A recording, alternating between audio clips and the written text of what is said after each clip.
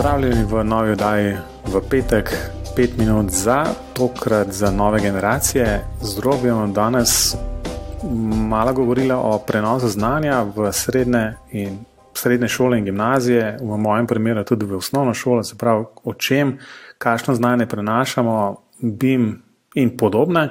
Jasno, o tem tukaj govorimo.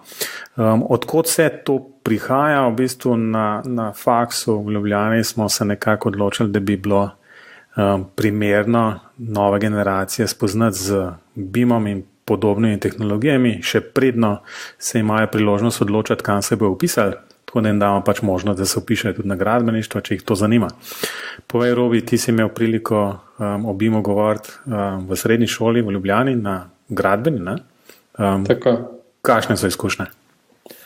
Ja, jaz bi to malo popravil. Jaz sem bil že prej tudi na gimnaziji v Kočevju, potem sem bil pa še na srednji gradbeni v Ljubljani, pa lahko mogoče tudi to na hitro povem, malo primerjavo.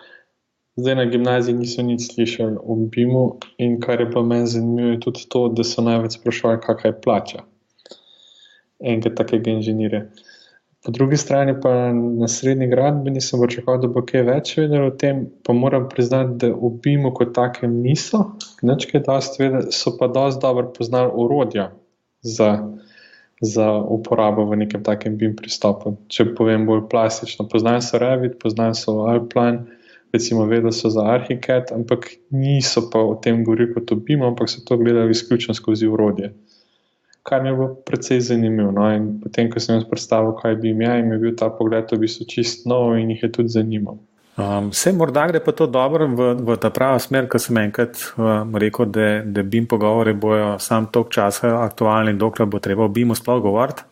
Morda sploh ni treba o tem govoriti. Ne? Zakaj bi temu rekli BIM, če pa pač bolj ali manj uporabljamo orodja, uporabljamo neke procese, ki so morda malo drugačne, kot so bili včasih, ampak konec koncev je to še zmeraj gradbeništvo. Ja, se strinjam. Ja. No, v mojem primeru je pa tako, da imam hčerko, ki je v 3. razredu osnovne šole in me enkrat malo potunkala in rekla, oče pripovedati kaj o BIM-u in tudi o potresih, tako da sem bil kar aboniran 2 srede tam po 1 uro. Pa sem najprej o potresih govoril, pa o BIM-u, tako da lahko povem v bistvu, kako recimo te naši otroci v 3. razredu osnovne šole to sprejemajo in moram reči, da so res tak nepopisan list. Vse jih je blazno zanimalo. Jasno, da jih je pri potresu jih najbolj fascinira, ker sem pokazal tisti video posnetek, ko so se tele naši modeli, ki jih študenti naredijo, tresli na potresnih mizah. Tako da to je bilo čist super jim. V kontekstu BIM-a smo pa tako, Robi se enkrat potrudil, pa je zložil neke Lego kocke, neke modelčke, tisto tako razumeli, ne?